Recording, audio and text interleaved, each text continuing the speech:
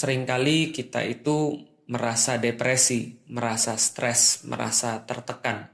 Sebab kita merasa bisa mengendalikan, bisa untuk mempengaruhi, bisa untuk bertanggung jawab atas segala sesuatu. Padahal sebenarnya manusia itu dikasih sedikit aja daripada tanggung jawab, tidak semuanya. Contoh misalnya, ada seseorang yang di zaman-zaman ini kita sudah tahu kita banyak sekali diuji dengan kematian, kita banyak sekali diuji dengan kesehatan, banyak diuji dengan harta dan seterusnya. Ketika ada seseorang yang menghadapi orang tuanya harus dipanggil oleh Allah Subhanahu wa taala dalam kondisi COVID misalnya.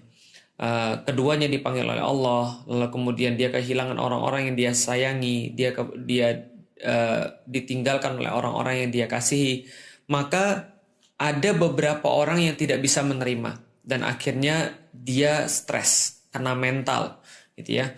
Kenapa bisa seperti itu? Karena dia merasa bahwa dia tuh punya kendali, dia merasa tuh bahwa dia tuh bisa ngontrol sesuatu. Maka ketika dia mendapati hasil yang dia harapkan itu tidak seperti yang dia duga, maka dia stres, maka dia depresi. Nah, padahal sebenarnya teman-teman sekalian, dikit banget yang Allah itu minta kita untuk lakukan. Dan hampir sebagian besar yang terjadi itu sebenarnya bukan kita yang dimintai pertanggungjawaban. Makanya Islam itu sederhana. Islam itu minta kita untuk serius, bersungguh-sungguh dalam perkara-perkara yang Allah kasih ke kita untuk ditanggungjawabin. Lalu kemudian dalam perkara-perkara yang kita nggak tanggung jawab, ya kita berserah kepada Allah. Itulah arti daripada Islam. Islam itu adalah agama yang berserah. Muslim itu berarti orang yang menyerahkan, pasrah. Tapi pasrah itu bukan berarti ya seperti yang kita kenal selama ini, tidak melakukan apapun, itu bukan pasrah. Nanti coba kita akan perdalam dan coba kita akan luaskan bahasanya. Jadi gini teman-teman sekalian, ada satu kisah di dalam Al-Quran yang bisa kita jadikan sebagai satu pedoman misalnya.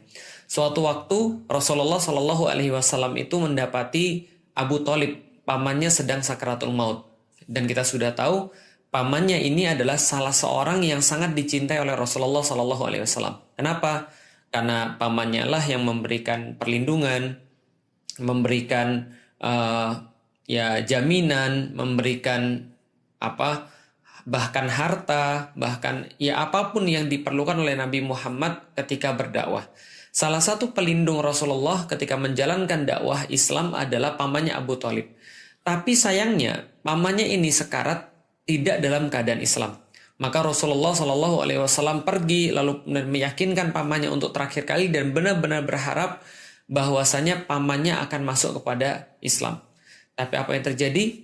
Pamannya Abu Thalib wafat dalam keadaan bukan Muslim.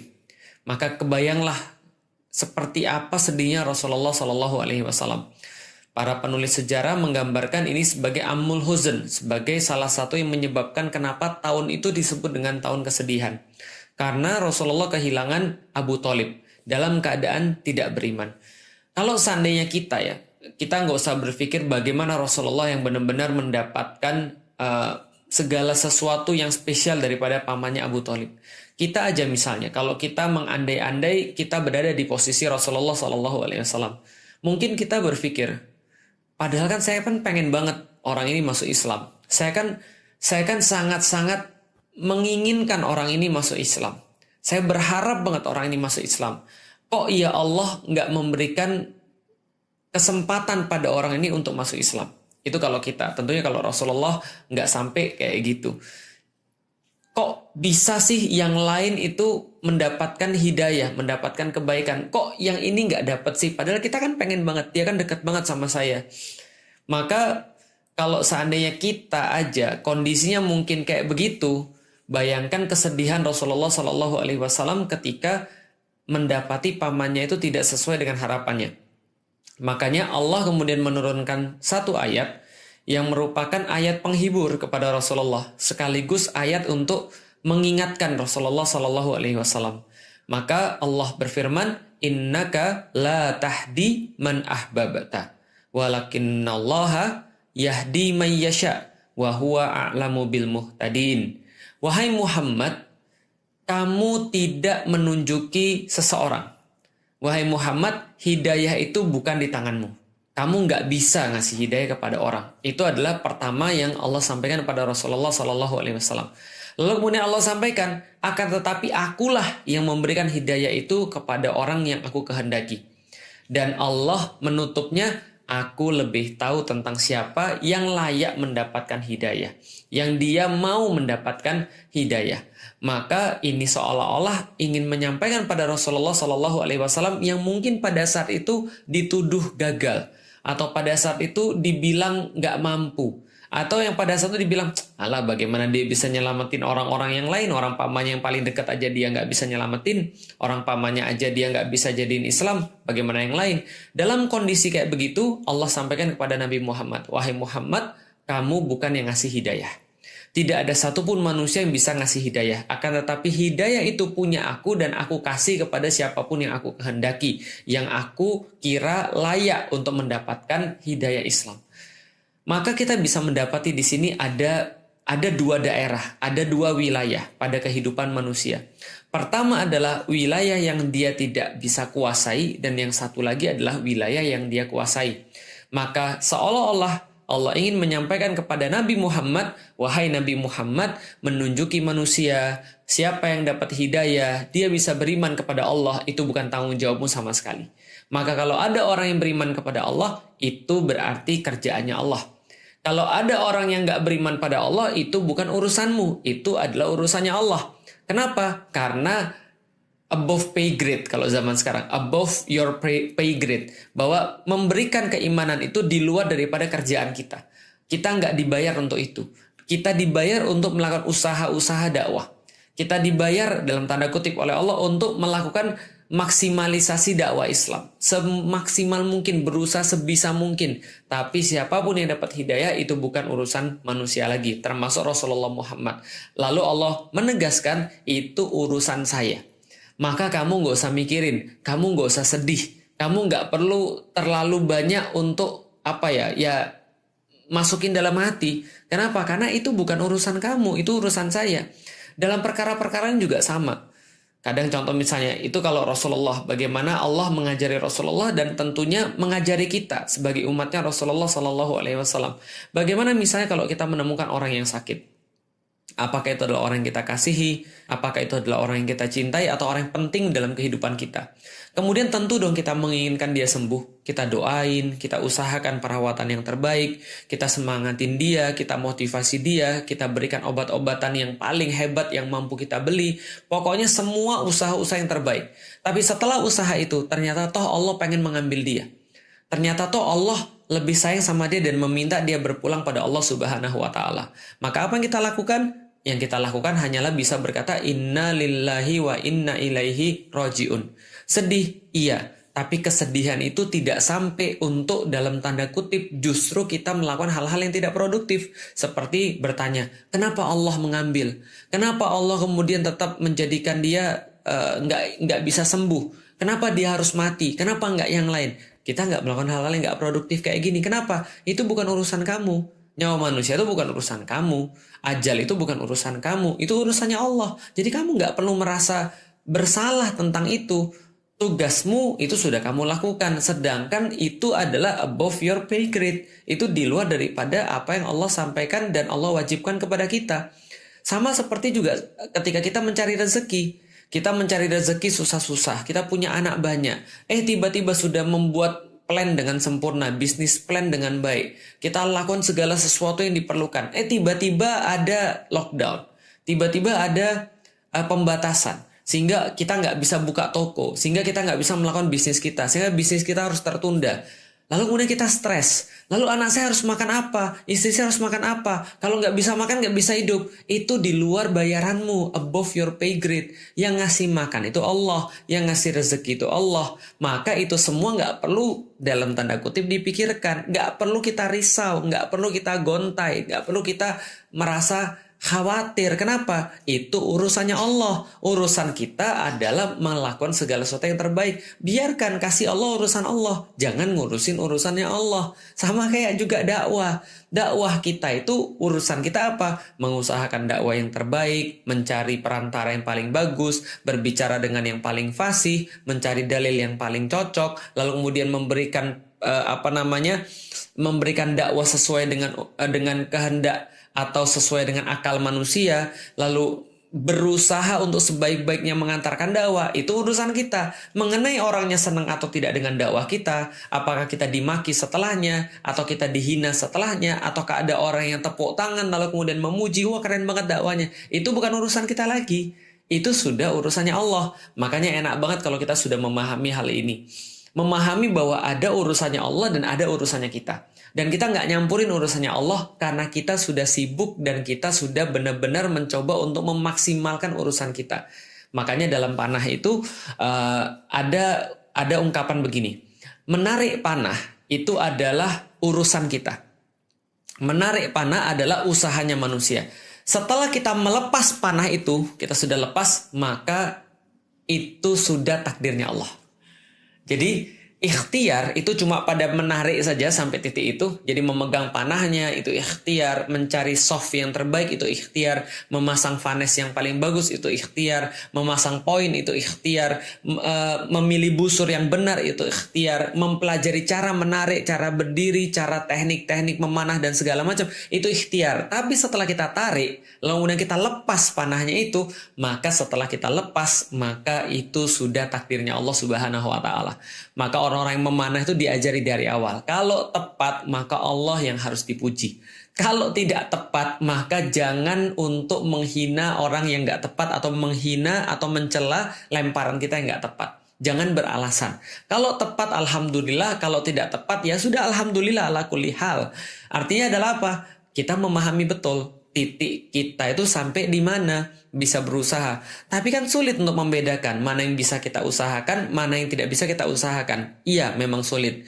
Makanya para ahli ilmu itu berkata, perbanyaklah berdoa kepada Allah, ya Allah, berikan aku kekuatan untuk bisa mengubah apa yang bisa aku ubah, dan berikan aku kesabaran untuk bisa bersabar atas apa yang tidak bisa aku ubah, dan kebijaksanaan untuk membedakan mana yang bisa aku ubah dan yang nggak bisa aku ubah. Jadi saya ulangi ya. Jadi perbanyaklah doa, berikan aku kekuatan ya Allah untuk bisa mengubah yang bisa diubah. Dan berikan kesabaran untuk perkara-perkara yang nggak bisa saya ubah. Dan kebijaksanaan untuk bisa membedakan mana yang bisa diubah dan mana yang nggak bisa diubah. Karena memang agak sulit membedakan mana yang bisa kita ubah dan mana yang kita nggak bisa ubah. Contoh misalnya, suatu waktu ada seseorang, ini yang salah kaprah ya, contoh yang salah kaprah. Dia itu kalau tadi kan contohnya gini, kalau tadi contohnya ada seseorang yang dikasih oleh Allah perkara-perkara yang dia nggak bisa ubah, dan dia merasa bahwa dia merasa nyesel, dia merasa stres karena dia merasa dia bisa mengendalikan sesuatu. Contoh, ada seseorang yang sakit tadi. Dia udah berusaha semaksimal mungkin memberikan pengobatan yang paling bagus, memberikan perawatan yang paling bagus, menyiapkan segala macam sesuai dengan prinsip-prinsip kesehatan. Toh dia masih mendapati keluarga yang dia cintai atau orang-orang yang dia kasih diambil oleh Allah Subhanahu wa taala. Maka dia stres, dia depresi sampai itu kontraproduktif terhadap kehidupan dia.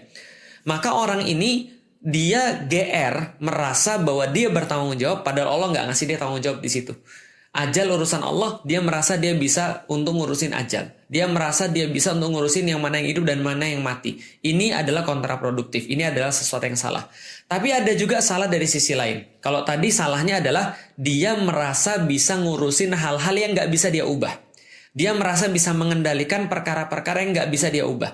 Tapi ada satu lagi, yaitu adalah orang yang nggak mengubah perkara-perkara yang bisa dia ubah. Orang yang nggak berusaha, tidak maksimal dalam perkara-perkara yang mampu dia lakukan. Padahal itu hal yang bisa dia kuasai, dia bisa kendalikan. Dan dia beralasan ini sudah takdir. Contoh misalnya, ada orang yang datang ke kantor telat. Setiap hari datangnya telat. Harusnya datangnya jam 8, datangnya jam setengah 10. Ketika dia ditanya, kenapa kamu telat? Jawabannya, takdir Pak. Maka ini adalah contoh orang yang malas, nggak mau berusaha. Contohnya lagi misalnya, dia sudah tahu bahwasanya eh, di depan itu ada problem, ada wabah misalnya. Di depan itu ada penyakit misalnya. Tapi dia mengatakan, udahlah urusan mati atau hidup itu adalah urusan Allah. Ajal itu urusan Allah. Toh kalau saya mati saya juga syahid. Maka dia kemudian pergi ke sana tanpa perlindungan, tanpa protokol kesehatan, tanpa melakukan apapun. Lalu kemudian setelah sampai di situ dia terkena, lalu kemudian dia meninggal. Kalau ada wabah seperti di zamannya Umar misalnya, maka ini adalah orang yang tidak memperhatikan usaha, tidak melakukan ikhtiar, padahal ini perkara-perkara yang bisa dia kuasai, yang bisa dia ubah gitu maksudnya, bukan perkara yang tadi, bukan perkara yang sudah menjadi takdirnya Allah Subhanahu wa taala. Atau gampangnya gini, dia ikut pertandingan panah. Ketika ikut pertandingan panah, ini pertandingan panah tingkat nasional. Maka dia datang dengan panahnya, dengan busurnya, lalu orang tanya, kok kamu pakai busurnya kayak gitu? Iya, memang terserah aja. Lalu kok kamu pakai anak panahnya nggak cocok sama busurnya? Ya terserah aja dong. Lalu dia ditanya lagi, kamu udah latihan berapa lama? Ya aku nggak latihan. Kenapa? Aku tawakal pada Allah Subhanahu wa taala. Kalau Allah pengen aku menang, aku tetap menang. Kalau Allah pengen aku kalah, ya udah aku kalah. Aku nggak peduli. Kenapa? Semuanya sudah ditentukan oleh Allah Subhanahu wa taala. Fa'alu lima yurid. Allah melakukan apa yang dia inginkan. Kalau Allah menghendaki saya menang, saya pasti menang. Ini juga sama, ngawur. Kenapa? Karena dia tidak melakukan yang seharusnya, dia tidak mengusahakan yang seharusnya dia usahakan. Dia tidak maksimal dalam perkara-perkara yang bisa dia kendalikan. Makanya dalam kasus ini Rasulullah mencontohkan bahwa Rasul ketika pergi jihad fisabilillah itu pernah memakai baju zirah 2 lapis. Kenapa? Karena ini berada dalam wilayah kekuasaannya Rasulullah. Rasul ingin mencontohkan, iya memang Allah pasti akan membantu orang-orang mukmin. Allah pasti akan memenangkan orang-orang mukmin, tapi ikhtiarnya kamu sempurnakan dulu. Kenapa? Karena itulah namanya jihad. Jihad itu menyempurnakan ikhtiar, memaksimalkan perkara usaha. Itu jihad. Maka kalau orang sudah maksimal dalam usahanya, melakukan apapun yang dia bisa, lalu dia berjihad di jalan Allah, maksimal dalam persiapannya, maksimal dalam amalnya, lalu tetap dia meninggal, itulah namanya syahid. Maka kalau ada orang di zaman sekarang, contoh misalnya dia sakit kena COVID, padahal dia sudah melakukan protokol kesehatan, dia udah benar-benar menjaga dirinya, lalu dia masuk rumah sakit, dia mengusahakan pengobatan yang terbaik, dia benar-benar pengen sembuh, termotivasi, pengen cepat sehat, lalu dia mengusahakan obat-obatan yang terbaik, herbal, lalu kemudian obat-obatan dari dokter, bukan obat untuk menaikkan imun, misalnya yang terbaik semua dia usahakan. Oh, dia tetap meninggal. Maka kata Rasulullah, siapa yang mendapatkan wabah, lalu kemudian dia bersabar, lalu kemudian dia ridho dengan ketentuan itu, lalu maksimal dalam melakukan hal-hal yang harus dia lakukan, dan kalaupun dia tetap mendapati kematian setelah itu, maka Rasul katakan dia dapat pahala syahid dan keluarganya ya sudah. Ini sudah ketentuan Allah, sudah syahid. Maka yang harus kita lakukan tuh simple. Islam tuh sederhana banget, anti stres. Islam tuh anti kena mental. Islam tuh anti depresi. Kenapa? Karena menaruh segala sesuatu pada porsinya.